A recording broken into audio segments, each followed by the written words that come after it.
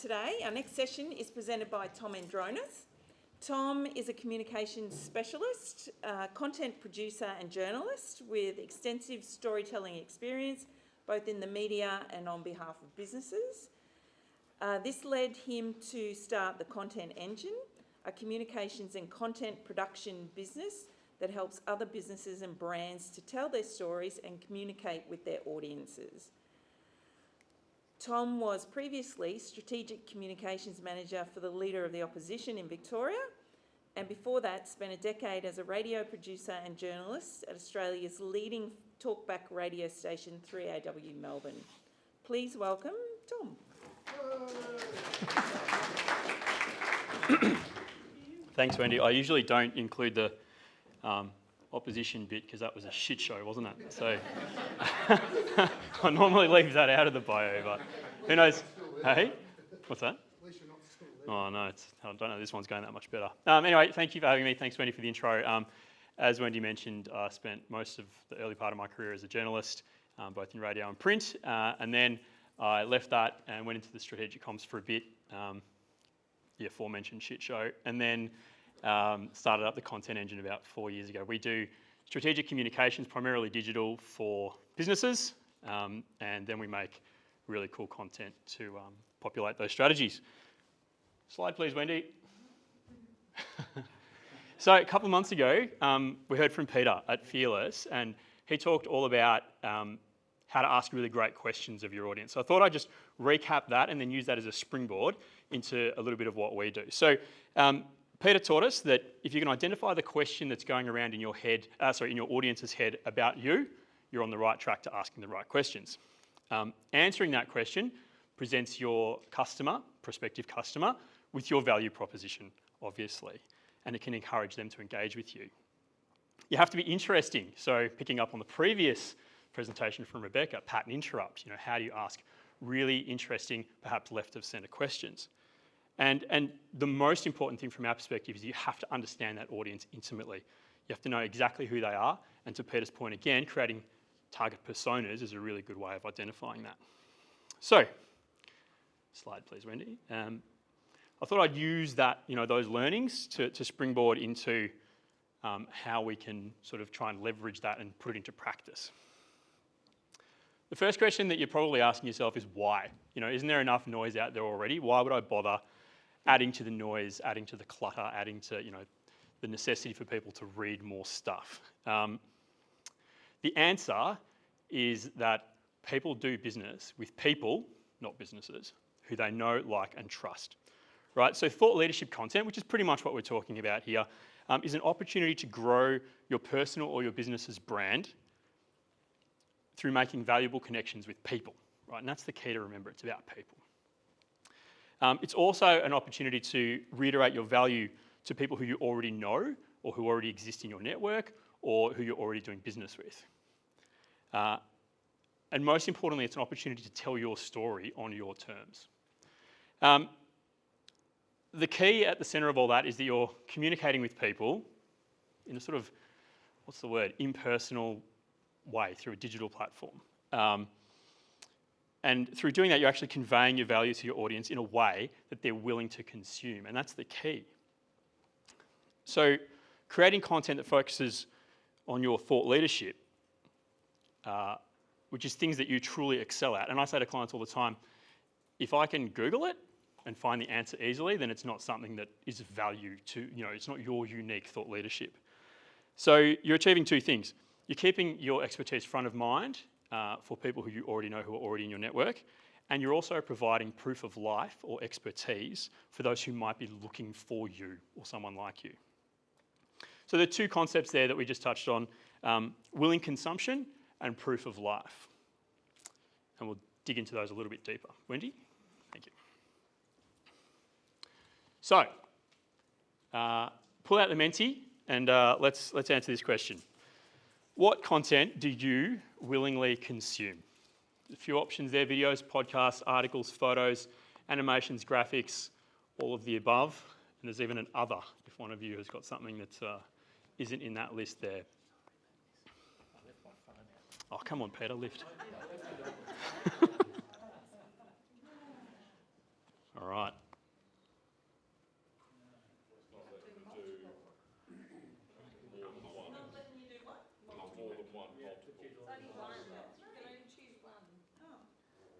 We'll go with all of the above then. We'll just have an overwhelmingly high of all of the above.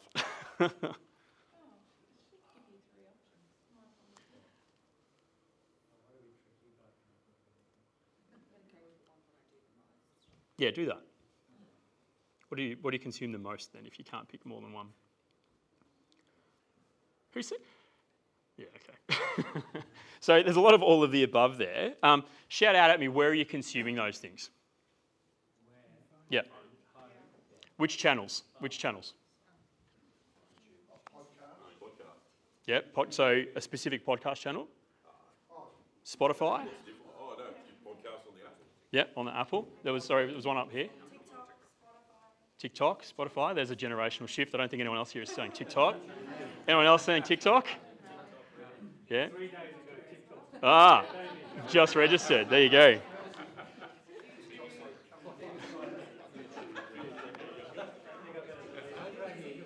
Is there anyone in the room not using LinkedIn?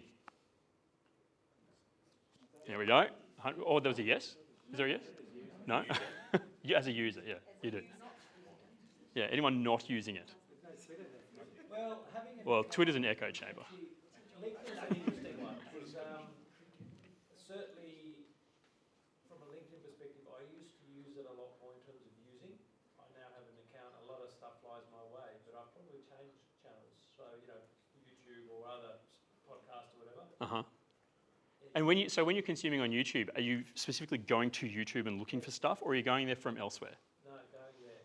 You have to almost going there for the source. As opposed to in the past, LinkedIn actually was a big one. Yeah, right. But that's just now becoming noise, white noise. That's interesting because YouTube is also, they're trying to go down the TikTok path. They've just introduced YouTube Shorts, which is like essentially a TikTok that is intended to kind of drive you as a consumer to longer form content. Yeah, that's right. So they're kind of gamifying the platform. Can I ask a question? Yeah. So back to LinkedIn. So if I never read an article on LinkedIn, but I use it for networking, like I search for a person with a skill set and I make a direct connection with them. Do you consider that consuming content?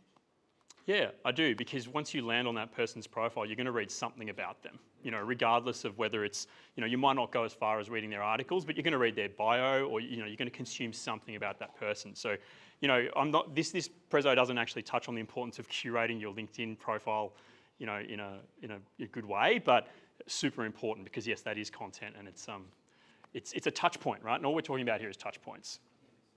So we've established that LinkedIn is getting used a lot, a little bit of YouTube. Anyone using Instagram? Yeah, okay. So, hey?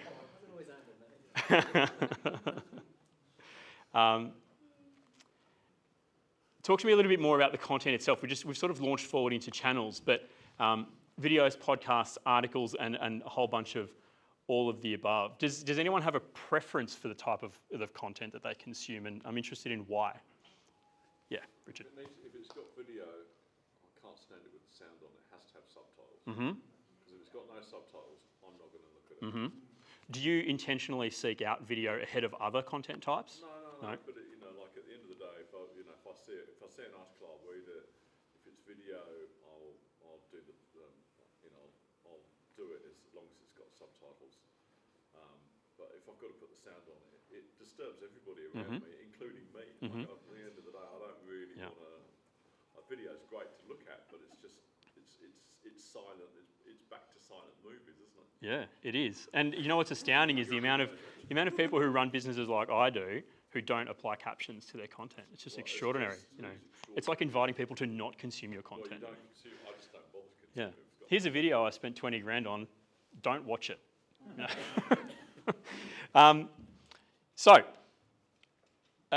Who's consuming podcasts? Anyone seeking podcasts out ahead of? Oh, this is good. Anyone seeking podcasts out ahead of other content types? Yeah. Why? It's more about the commute. I'm sitting in the car for an hour and 20 minutes each way. Mm-hmm. Go to work, to and from work every day. Yeah. It's 2.5 hours that I've got that I can just sink into.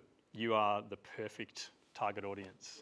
I love you. You're great. Yes and no, but at the end of the day, one of the things that pre-recorded content like that offers skip too. Yep. And it gives you the opportunity to consume it on your terms. You know, I can listen to it in the car. You know, you can listen to it at the gym on the treadmill. You can listen to it longer form. You're on your terms and willingly, and that will keep coming back to that term willingly. Let's skip to the next slide. Sorry. 1.5 speed. Yes, if you want to, yeah. Or you could go to 2 or 3 if you want to fully chipmunk it. But yeah. Sally, can I just add on that? Like, I've actually flipped back to YouTube. Like, I've got some people I love on podcasting, and I use them when I'm driving or whatever. But I actually, if I can, I prefer to watch them. Yep. Talking to each other on the mics. Yep. And just to see that human interaction. Yeah, you get a little bit of humanity from it, don't you? So I'm Yeah. actually kind of watching podcasts on YouTube. Like, Yep. Yeah, and we actually, with podcasts that we're making for clients, we're now doing both. You know, we'll record the podcast and provide it as an audio asset, but then also create the video and then also create all of the other content that falls out of it. So, Just ask a quick question. I'm interested, Greg, because when I'm on exercise, I listen with my headphones. I'll listen to a YouTube. If it's an interview, I couldn't care less. For me, what, I only want to hear it. I don't want to see it. It's interesting, isn't it? Yeah, I'm the same. Greg obviously has a lot more time to sit and stare at screens than you do. It's got to be the super long formats, and they've got to talk. They've got to be awkward. Awkward. If the question makes them awkward, I want to see them. Ah, right. Okay. Yeah. Yeah. Just while I'm in front of a group of people, a little bit of market research. Do you guys have like a top out duration at which the podcast is too long? Yeah. Hour? Any further bids on an hour? No? 4 hours. I think that would be the maximum. 4 hours. Greg's got time to burn. Yeah. It would be roughly an hour before you start to lose concentration. Yeah, right. I'm going to listen to a podcast multiple times. Yeah, yeah. Daniel, would you listen to something up to 2 hours, given you've got a 2-hour commute? Oh, I'll go 4 or 5 hours. Yeah, right. Because one of the beauties of it is, Too much time in it. but it's not about, because it's not about that session. It's about the story. It's about whatever it is you're going through. Yeah. The more in depth and in detail it goes to. You look at serial podcasters. You're looking at a story that potentially is a 10-hour story split up over 10 episodes. Mm-hmm. When you're podcasting, or YouTube, when you're consuming on your basis and not a television that's controlled, you consume that in episodes anyway. And that episode for me is an hour and 20 minutes. And then it doesn't matter whether it's a 4 or 5 hour recording. But I mean, I can see the idea behind, no one's going to click on that 6-hour link. No. But for me personally, Greg I might. don't care how long it is, because it's my time frame. Cool. All right. So jump back into the Menti for a sec. Netflix, isn't it? Yeah. You know, Yeah. you're binging watching on Yeah. something. But on your terms, willingly. Yeah. So jump back into Menti now. How much time do you willingly spend willingly consuming content on the channels that we've just talked about? And obviously these options are subjective, because I get, did you get the notification from your phone about how much screen time you had last week? Mine is usually around the 3 hours a day. And yeah, right? So what's yours? 7.5. Yeah. Yeah. Yeah. You've capped it, so you get a warning? Yeah. Yeah. So we're going to keep doing this generational thing. Is there anyone that's not in that generation who's spending more than 3 hours a day on their phone? No? Yeah, there we go. Interesting. So where do you find that? What's that, sorry? Yeah, that's right. Yeah. Yeah, exactly right. So who's in the too much category? Who selected too much? Come on. 2 people have done it. Yep. Okay, so what's too much to you? Oh, just scrolling through Instagram, you go down rabbit holes, Yeah. you get on The Economist and you see an article, but there's another article attached that you just go, oh, quick look at that, and then you read that, and then you next minute, 4 hours have gone past or whatever. I thought-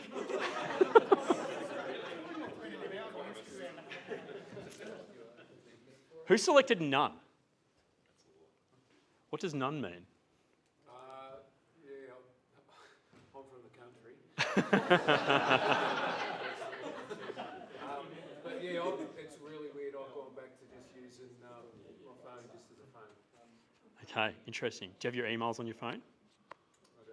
then your answer's not none. You put stuff up, or you comment on a lot of LinkedIn stuff. Oh, called out. Called out. I used to, but I don't anymore. I've taken all that stuff off. Digital cleanse. Yeah, but there's an interesting point there that email counts. Email counts as a content consumption channel. So unfortunately, you have to withdraw your none and put it into some. So did you say 3 hours is the generational gap? No, I just said that that's what I do. What I was going to say is that my colleague, who's exactly the same generation as me, I said to him, geez, I'm spending way too much time on my phone. I get 3 hours a day. And he laughed at me and said, I'm doing 9. So, single man in his 30s, yeah, 9 hours a day looking at his phone. No wonder his eyes are stuffed. Yeah, exactly. One of the things that like Cairo said is that they're getting more people because of the, Yeah. the neck issues. Yeah, absolutely. Does he use a computer? 9 hours. Sorry? Does he also use a computer? Yeah, for the other, 3 hours. yeah, that's right. Exactly right. So I kind of did this before, but by show of hands, who uses at least one social media channel a day? Right. Okay. Good. This is great. Slide, please. Yeah. So let's think about ourselves as willing searchers now, right? So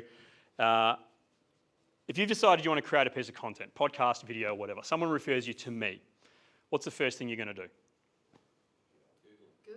Google, right? And where's Google going to take you? Yeah, that's right. Yeah, that's right. You're going to land on my website. You're going to land on my LinkedIn page. You know, one of these things that is one of my owned channels. If it's me, you might end up on 3AW, or you might end up on, you know, another few pages. But you know, generally speaking, you're going to end up either on their website or their LinkedIn page. So you might also ask someone to send an introductory email, or you might end up stalking me on Instagram or LinkedIn or any of those things. So once you've landed, say on my LinkedIn page or on my website, say you find a good enough description of what I do and not much else. Compare that to a good enough description of what I do along with a bunch of articles that I've written which provide insight to what I'm doing for clients, industry analysis. Maybe there's my podcast there which I interview interesting people in. Which one are you going to go with, presented with those two options? I dare say that you're probably going to go with the one that presents an element of humanity and an element of expertise and knowledge and thought leadership.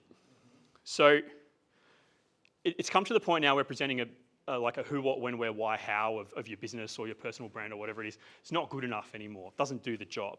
So as searchers, you know, someone who's looking for someone or something, we are now looking for social proof. We're looking for proof that, A, this person's a good person, we can get to know them, we can get to like them, we can get to trust them, and in a best case scenario, there are examples there also of other people who know, like, and trust them, testimonials or reviews. So, as the producer of that content, this is your first opportunity to provide a touch point to a prospect who you hope will eventually get to know, like, and trust you. Next slide, please. And just in case, I think we kind of did the numbers before, but just in case you need further evidence of the numbers, does anyone want to hazard a guess as to how many people a day in the world use Instagram? Starting the auction at 1 billion. All right, have we got any further bids? 3 billion. Any further bids on 3 billion?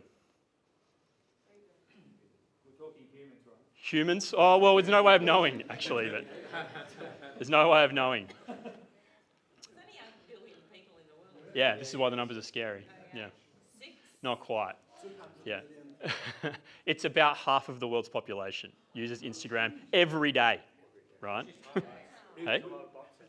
Oh, yeah, okay. Well, you can't quantify that. But is that repeated logins or is that individual logins? It's me pulling out my phone and looking at Instagram, and you doing it too. Contribute 10 to that. No, it's individuals. Yeah. So it's the number of humans who consume Instagram on a day. Yeah, in a day. So the average user spends a lot less than the 9 hours my mate spends, but they spend about 30 minutes a day on Instagram, and 80% of people use Instagram to research products and services. LinkedIn, the numbers are not quite as astronomical. It's about 40 million people use LinkedIn to search for jobs every week.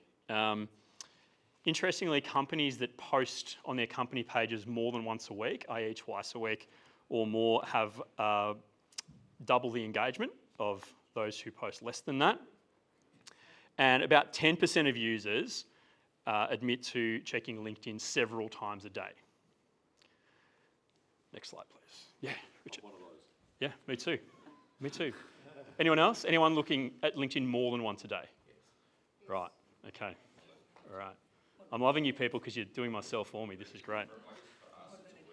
Yeah, of course it is. Yeah. In terms of that's where we'll find candidates, clients, Yeah. as distinct from going and looking for specific articles or Yeah. what have you. Yeah. So interestingly, what's your behaviour when you're looking for somebody or something on LinkedIn? What do you do? I put the name in at the top. So you know the person you're looking for? Yeah, I'll usually know Yep. the person, or I'll go from your normal LinkedIn into LinkedIn Recruiter, which is a completely different Yep. tool and search engine, and then work through. Yep. So say you land on my... I can do it by, then I can do it by looking for specific skills. Yep. Or I could search it based on a specific job title. Mhm. Or I'll go into, if I'm looking for people from a specific company, go into the company, go into employees, and then work through the So say you land on someone's page. What do you do then? What are you looking at? job title. Only? Pretty much straight, that's where I go straight. If it's not of any relevance, then I'm moving on to the next one, because if I spend too much time on that, Yeah. time's money. So what happens when you land on the right job title? It depends entirely on what I'm looking for. Right, okay. All right. I can see I'm not going to hook that fish that I'm fishing for there. So, so let's think about ourselves now as producers rather than consumers. Let's go to the next slide. Oh, we've already done it. Right, cool. So how many of you, either through your personal channels or your business channels, are publishing content? Not at all, less than monthly, weekly, daily. We've got a Gary V in the room. That was Awesome. me. Because you don't know who Gary V is. Yeah, absolutely. Yeah. But I pay someone to do that for me, so. Right. More than once daily. Yep. There you go. I'm not seeing it, so you might want to review who you're paying to do it. My mates think I do nothing else. Right, okay, so for those who are publishing at least monthly, which is a good probably half the people in the room, what are you publishing? Let's have a volunteer. Anyone? Yep. Work-related articles, mainly LinkedIn. Stuff you've found or stuff you've written? Okay, cool. Yep. Daily quotes. Yeah. Yeah. Are they, again, your quotes or someone else's quotes? Mine. Ah, cool. Anyone else? I'll do corporate content on our company page, and I repost it on my personal page with a comment. If I got no answers to this question, I was singling you out because I'm on your list, so I know you do it. Great. What else? Anyone else doing anything that hasn't been mentioned yet? Industry updates, Yeah, as in stuff that you've articles. perceived and written, or Yes, that our organisation. yeah, yeah. Okay, cool. And Informative content. informative content. Yeah. And which platforms are people publishing to? I mean, we've talked about LinkedIn, Instagram, Facebook. Okay. Any further options? We've got the TikTok crew up the back. Yeah. So for those of you who are doing it, what does this two-pronged question? What does success look like, and is it working for you? That's right. Yeah. So, anyone willing to? Yeah. Go ahead. Likes Yeah. Is that success? Like, so you define success as the number of likes you get? and comments, likes Yeah. and comments. Yeah. Connections that come through that as well, so Yep. people reach out following the content that you share. Mm-hmm. Yeah. Great. Followers. Yeah. How does that relate to? So when you say that that followers is a measure of success, have you gone in with the express objective of seeking followers? It's more about, credibility. Yep. So someone will go and have a look, see that we've got X amount of followers. From that, we look a bit more credible. Okay. Okay. Cool. For us, it's purely lead generation. Yep. And what's interesting is the fact that we've been in market so long, just that communication out there, then that re-engages the market that knows us. Mm-hmm. Mm-hmm. Absolutely. So there's that piece to it. Yep. And then we've also got a strategy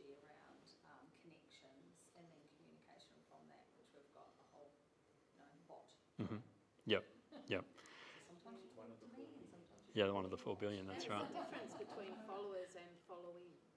Yes. Like you can have heaps of followers, but only a few who are following.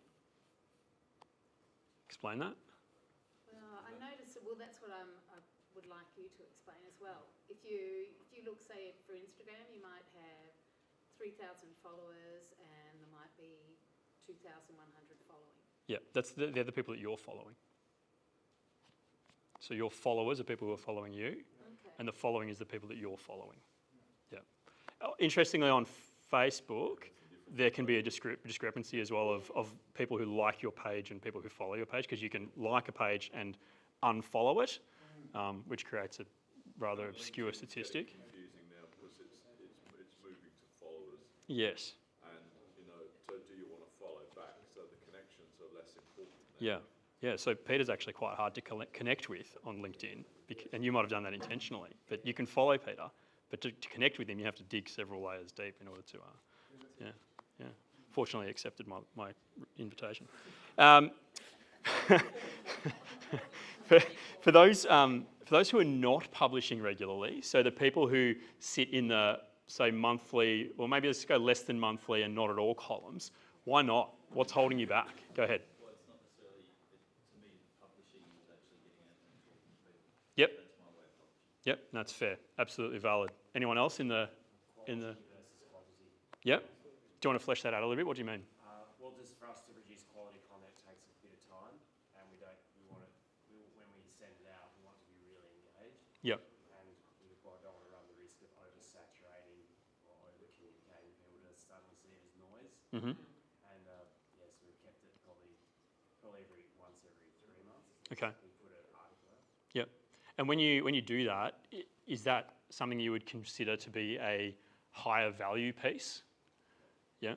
So it's something you invest some time and effort into producing. Yeah. There's a significant budget that's put to it. Yeah.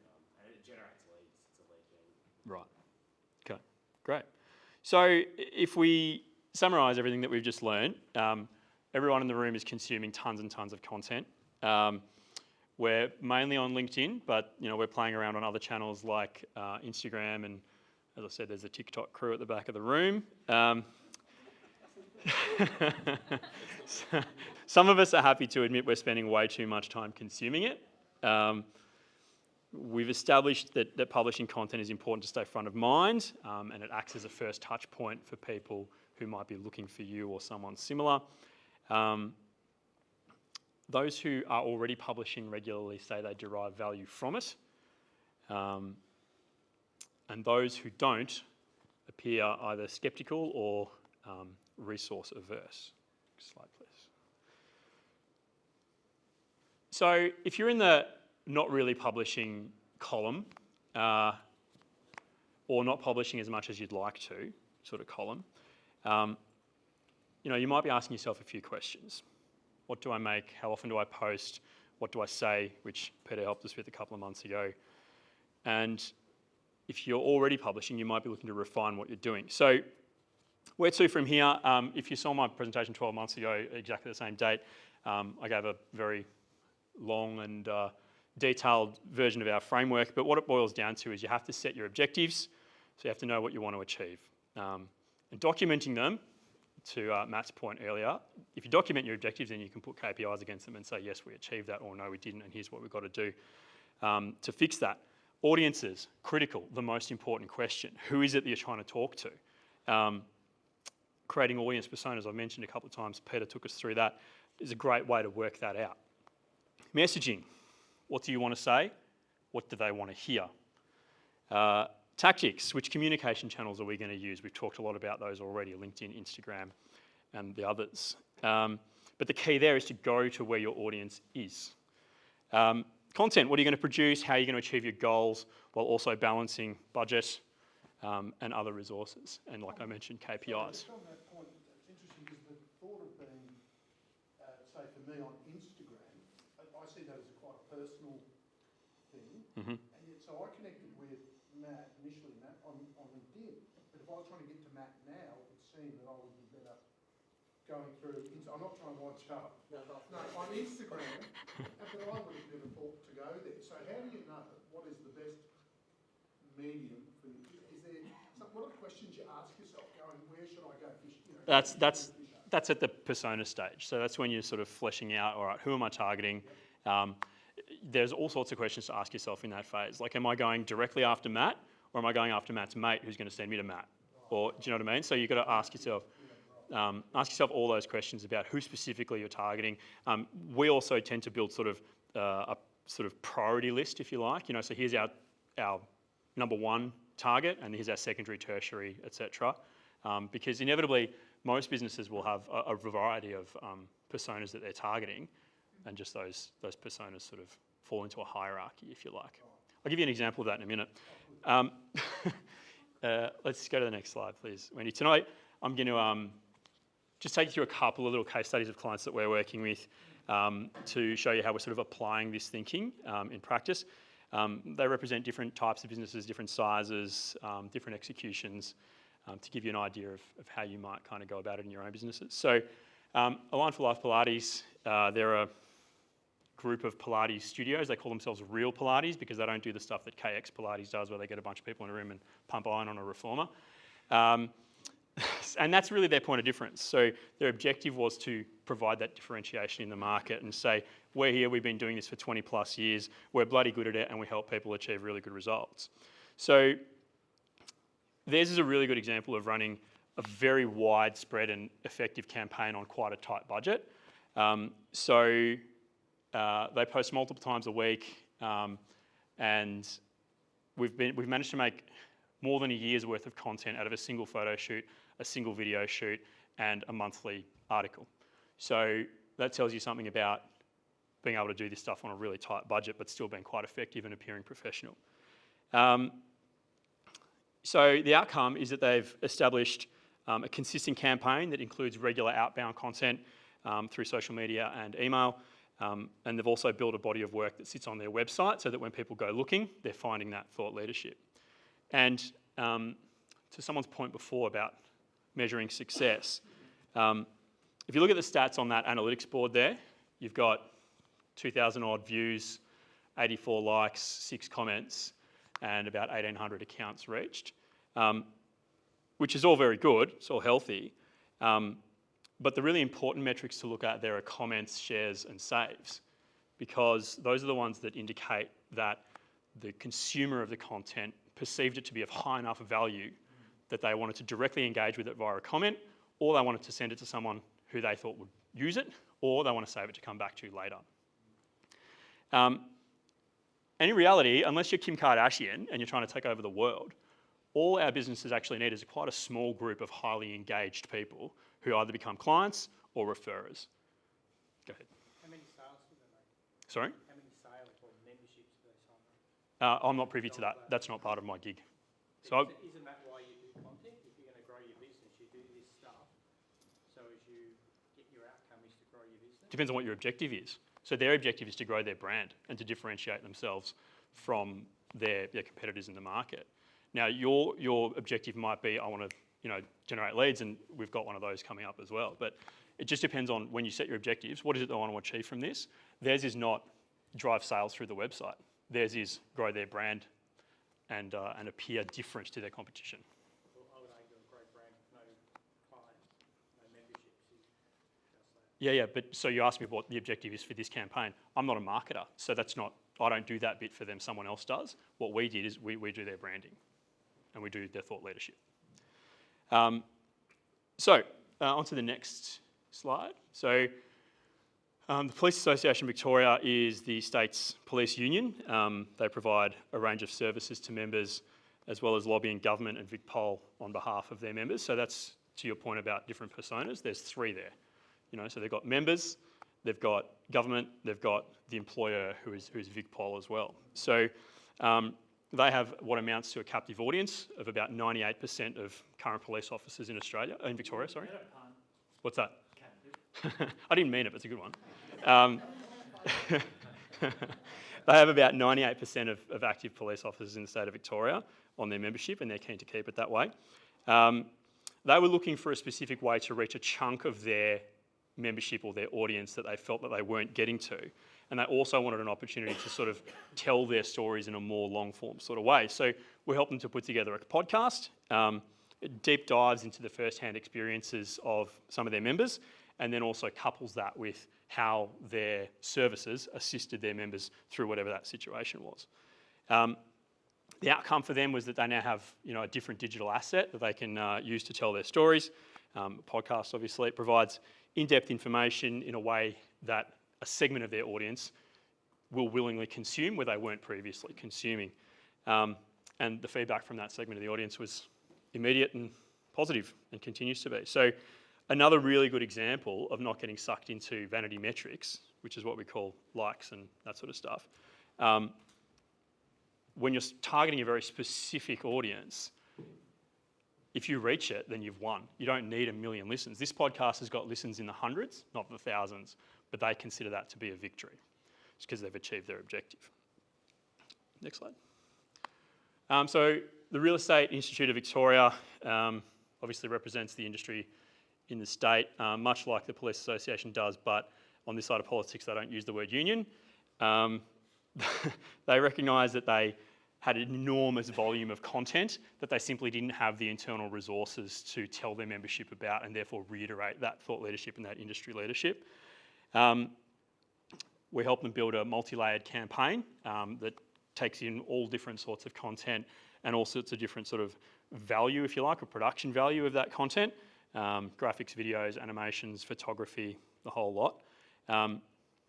So their objective being audience engagement has exploded exponentially as a result of just doing, rather than talking about. So measuring success on that one, the engagement stats are up hundreds of percent, if not thousands of percent on the previous period of time. So that's a win. But then when they move into the next phase of that campaign, it's going to be, well, how do we build on that again? And that's where they're going to have to maintain that momentum. Next slide, please. I've thrown Coffee Lab in here because they're a really interesting variation on the theme. They're a large-scale coffee roaster who services businesses of the scale of a McCafe and Krispy Kreme and those sorts of businesses. Not that they necessarily have those clients, but they're working at a pretty high level. They were finding that when they were doing outreach to try and generate leads, cold outreach, they were getting hard no's. No thanks guys, we've got our coffee supplier. Don't need to even have a chat. Maybe they could have had a chat with you, Rebecca, but they were just getting hard no's. Then they started inviting people on their podcast. And they started getting yeses really quickly. So they're actually using this podcast as a lead gen campaign, not for the people consuming the podcast, but the people featuring in it, which is really clever. And they've sunk a bunch of cash into it. That photo there is the studio that we've built for them in Carlton. All the gear, all the soundproofing, the whole lot, which is really cool.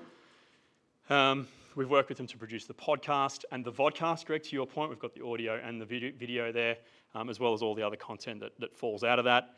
And the outcome for them is a professionally produced podcast that sounds every bit as good as something that you might pick up on Listener or any of the other major podcast sources. But it also gives them high quality FaceTime with those people that they couldn't previously get FaceTime with. So they might be trying to get to the head of procurement for Krispy Kreme. Yeah. No response, but they'll invite the head of procurement on, Mm-hmm. have a conversation about the coffee. Mm-hmm. Allows them to build a relationship, Mm-hmm. and then very simple. Yeah. Yeah. Very clever. And the best bit is that this thing isn't even live yet, and they've got a queue of people wanting to get onto the podcast. Right? Hasn't even gone live. There's 4 episodes in the can, but it doesn't exist yet. So, was that a question? No? Okay. Yeah. What's the cost of producing the podcast? How long is a piece of string? That one? That's probably $4,000 an episode. Yeah, with us. If you go to someone else, it might be more, it might be less. You can get a Unigrad to produce a podcast for you for next to nothing, but they're not going to bring 10 years of radio production experience. So, your call.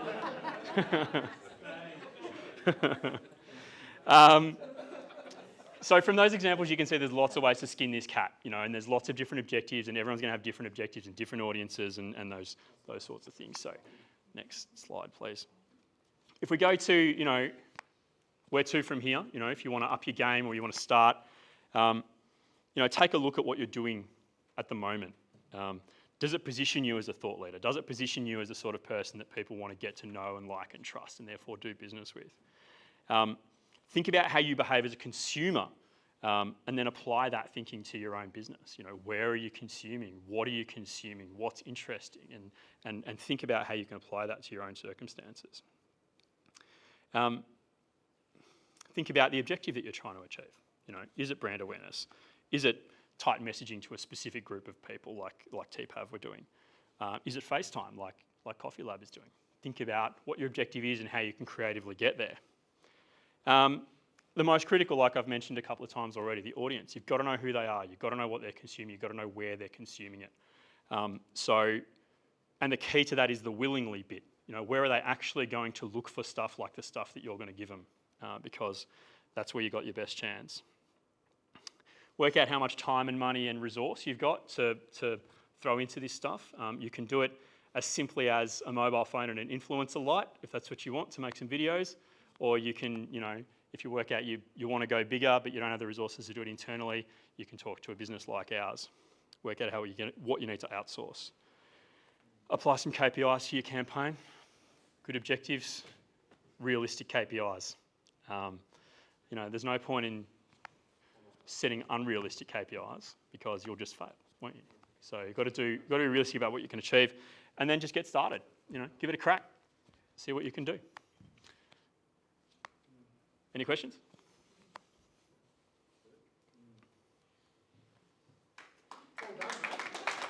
Thank you.